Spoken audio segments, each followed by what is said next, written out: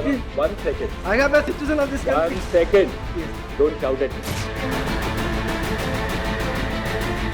Respectfully submitting the Sorry, document appearing in order for big to- clients will not tolerate this. You have to follow the rules in my court.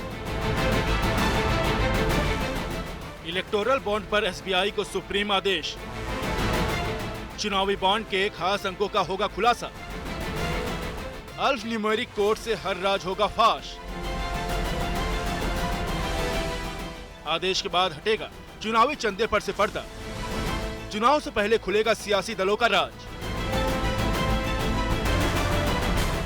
Supreme court ने आज जो आदेश दिया है उससे चुनावी चंदे के इर्द गिर्द लिपटे रहस्य का पूरा आवरण निकल जाएगा। आज इलेक्टोरल बॉन्ड पर सुनवाई करते हुए सुप्रीम कोर्ट ने स्टेट बैंक ऑफ इंडिया को बॉन्ड से जुड़ी हर जानकारी को सार्वजनिक करने का निर्देश दिया है और उसके लिए डेडलाइन निर्धारित की गई 21 मार्च 2024 की शाम 5 बजे तक। यानी 3 दिनों के अंदर स्टेट बैंक ऑफ इंडिया को बॉन्ड से जुड़ी सभी जानकारियों को चुनाव आयोग को सौंपना पड़ेगा। सुप्रीम कोर्ट ने इलेक्टोरल बॉन्ड मामले पर अभी जितने कंफ्यूजन था वो सारी चीज़ें दूर कर दी हैं। एक विस्तृत सुनवाई में सुप्रीम कोर्ट ने भारतीय स्टेट बैंक से साफ कहा है कि वो अपनी सारी जानकारियां न्यूमेरिकल नंबर सहित सारी जानकारियां जो अब तक नहीं दी गई हैं वो भारतीय निर्वाचन आयोग के साथ साझा करे और 21 मार्च 2024 की शाम 5 बजे तक सारी जानकारियां दी जानी चाहिए।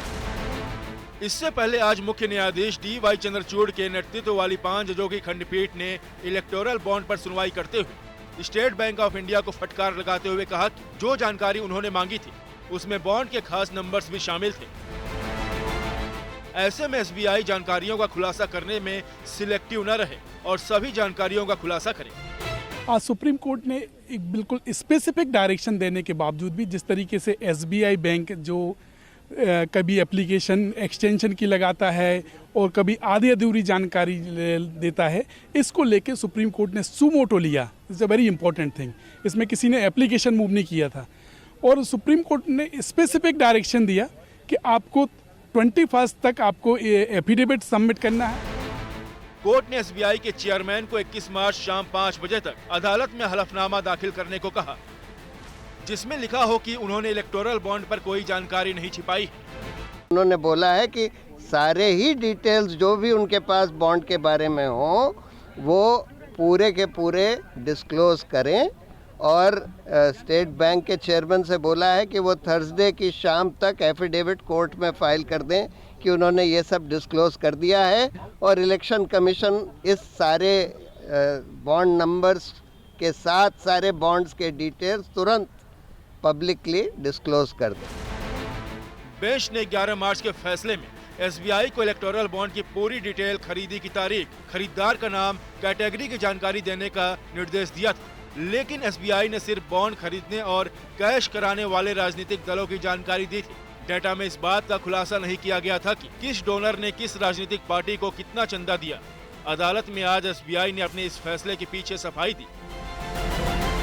उन्होंने फिर स्टेट बैंक को सुना और स्टेट बैंक ने बोला कि नहीं, हमारे पास बॉन्ड नंबर्स वगैरह सब हैं और हम आसानी से ये डेटा दे सकते हैं, लेकिन हमने गलत समझ लिया आपके ऑर्डर का मतलब, हमको लगा कि बॉन्ड नंबर नहीं देने हैं वगैरह वगैरह। तो कोर्ट ने बोला कि नहीं, हमने आपको बोला था कि सारे डिटेल जितने आपके पास हों इन इलेक्टोरल बॉन्ड्स के बारे में सब आपको डिस्क्लोज करने हैं।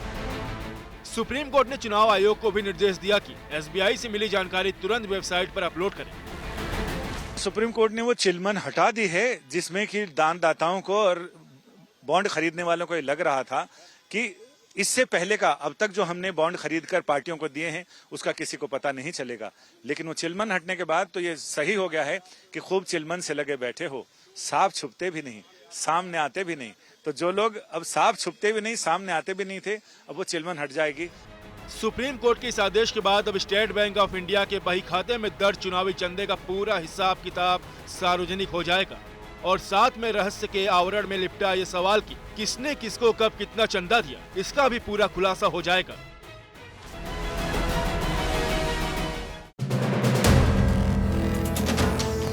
वीडियो पसंद आया तो हमें लाइक, कमेंट, शेयर और सब्सक्राइब जरूर करें।